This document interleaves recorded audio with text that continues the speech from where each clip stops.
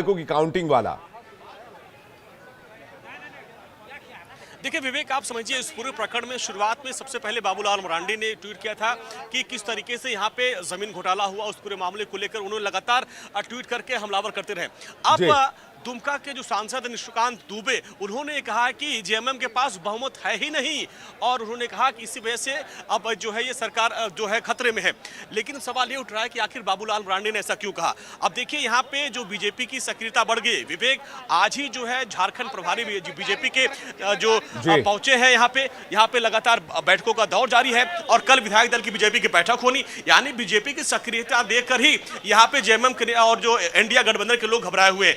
लेकिन इन सब के पीछे की वजह क्या है, क्योंकि आपने देखा होगा निशिकांत दुबे ने जो दावा किया वो चीजें सच होने गई। उन्होंने सबसे पहले कहा था कि हेमंत सोरेन अपनी पत्नी का नाम आगे रख सकते हैं, वो नाम सामने आया था, हालांकि उसमें सहमति नहीं बन पाई थी।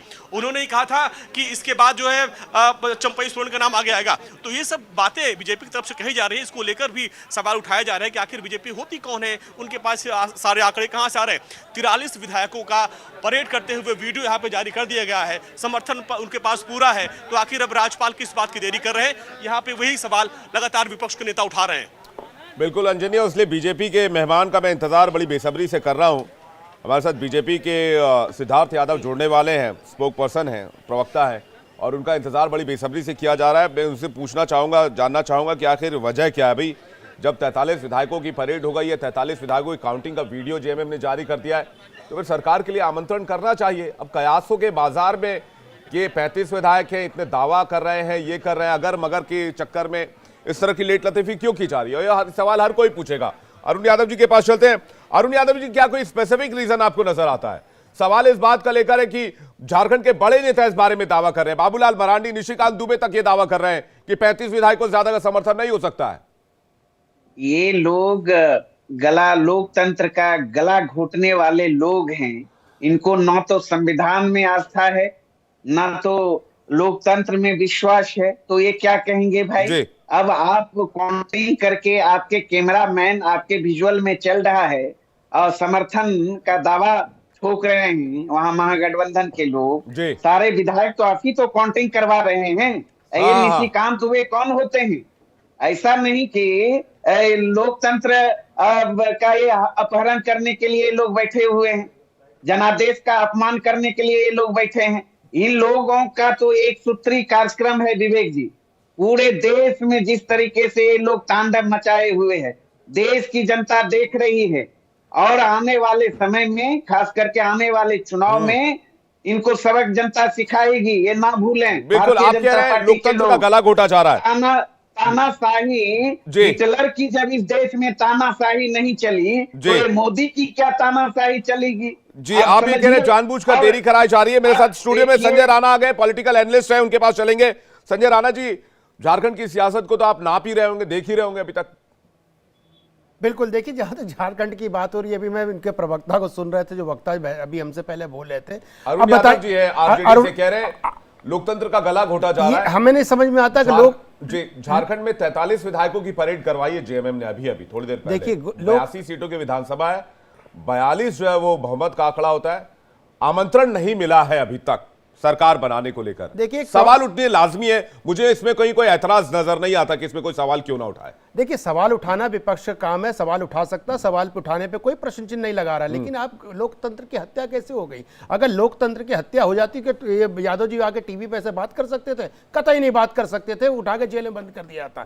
तो लोकतंत्र की हत्या नहीं है, एक प्रोसीजर है, एक प्रोसीजर है, उसको अंतर्गत आपको फॉलो करना पड़ेगा। आपके जो भी समर्थित विधायक है उसकी चिट्ठी लेकर के आप जाइए, सरकार बनाने का दावा करिए, गवर्नर आपको बुला लेंगे। एक गवर्नर आपको टाइम देता, ऐसा नहीं कि जब मर्जी के उठा के बूथ चले गए और परेड कराने लगे। भैया अपना प्रोसीजर को फॉलो करिए, इतनी टिलमिलाहट क्यों है? पहले आप अपनी पत्नी को बनाना चाहते थे। संजय जी एक बात बताइए, अभी झारखंड में कोई सरकार नहीं है पिछले 24 घंटे में, हेमंत सोरेन के इस्तीफे के बाद लगभग 24 घंटे होने वाले हैं।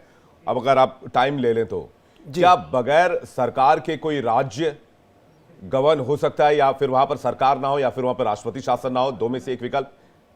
देखिए ऐसा है कि सरकार 24 घंटे पहले वो अरेस्ट हो गए, लेकिन सारे मंत्रालय तो नहीं चले गए। चीफ मिनिस्टर अरेस्ट हुए हैं, भ्रष्टाचार के मामले में अरेस्ट हुए हैं, उनको अरेस्ट किया गया है, लेकिन सारे मंत्रालय सारे मंत्री अपना काम कर रहे हैं। ऐसा कि नहीं कि सरकार को भंग कर दिया गया, राष्ट्रपति शासन लगा दिया गया अथवा कुछ नहीं है वहां पे। तो मंत्री मंत्रालय काम कर रहा है, चीफ सेक्रेटरी है, सारे अधिकारी हैं, वो काम कर रहे हैं। ऐसा तो नहीं कि मंत्रालय नहीं चल रहा, कार्यक्रम नहीं चल रहा और प्रदेश नहीं चल रहा। भाई आपको समस्या, आपको अपनी पार्टी बचाना इंपॉर्टेंट है। आपके पार्टी में ही कम से कम मतभेद उठते जा रहे हैं, अगर वो मतभेद ज्यादा होंगे तो आपको तकलीफ हो रही है। आपको 43 की 43 परेड कराने की जरूरत ही नहीं है।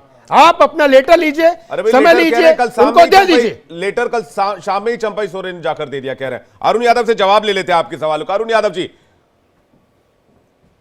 जी विवेक जी, ये तो भाई साहब जैसे बोल रहे थे, लग रहा है कि भारतीय जनता पार्टी का spoke person, Bharatiya Janata party का ही प्रवक्ता है क्या? हमें जानकारी नहीं है। अब विवेक जी इसको बताएं हमको। जी, भारतीय जनता पार्टी के प्रवक्ता के नाते बोल रहे हैं तो ठीक है, या कोई विश्लेषक के रूप में है?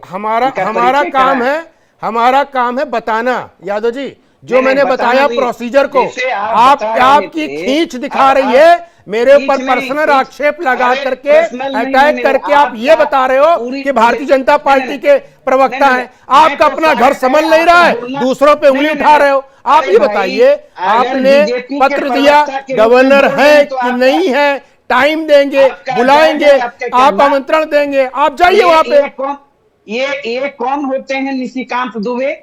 नहीं, निशिकांत देखिए, विपक्षी पार्टी का कोई भी नेता है वो बोल सकता है, उसको पूर्ण अधिकार है। अगर आपको संविधान अधिकार देता है कि आप अपनी बात रख सकते हैं, तो उसी तरह निशिकांत दुबे जी हो, चाहे मैं हूं या देश का कोई भी व्यक्ति हो, अपने विचार को व्यक्त कर सकता है। इसमें हमें कोई कुरेज नहीं लगता है। आपको इसमें पेट में दर्द क्यों हो रहा है? नहीं, पेट में दर्द यह है कि चुनी हुई सरकार को, जो लोकप्रिय और जनप्रिय मुख्यमंत्री, लोकप्रिय जनप्रिय भ्रष्टाचार के मुख्यमंत्री को आप लोकप्रिय जनप्रिय कर रहे हो। ये बताइए, उस प्रदेश के गठन में इनके परिवार का बहुत बड़ा हाथ है, लेकिन ये बताइए, ये अपने भाई को एक करके सर, एक करके सुनिए। आप बोलिएगा भ्रष्टाचार पे वार करे तो स्वागत है, भ्रष्टाचार पे वार कहां कर रही है ईडी? भाई कार्रवाई कर रही है ना ईडी कार्रवाई। भारतीय जनता पार्टी का कहां मतलब है यहाँ पे? वो तो उनके प्रवक्ता बताएंगे, लेकिन ईडी किसी एक संस्था है, वो भारतीय जनता पार्टी की कोई एजेंसी नहीं है या उनकी प्राइवेट कंपनी नहीं है जो भारतीय जनता पार्टी चलाती है। देश का में सत्ता है, देश में एक शासन है, शासन के अधीन सारे जितने भी आयोग होते हैं, जितनी भी एजेंसियां होती है, काम करती हैं, और कोई भी भ्रष्टाचारी करेगा या चोरी करेगा उस पर कार्रवाई होगी। तो राणा जी, करप्शन मैं मान रहा हूं, आप अगर कलेजे पे हाथ रख कर ईमानदारी से, एक इंसानियत के नाते अगर बोलिए, एक विश्लेषक अगर रियल में, मैं अपने कलेजे पे लेके हाथ रख दिया और बोल रहा हूं कि आपने भ्रष्टाचार किया, आपको सजा मिलनी चाहिए। भ्रष्टाचार मैं करूं, मुझे सजा मिलनी चाहिए। भ्रष्टाचार कोई भी करे।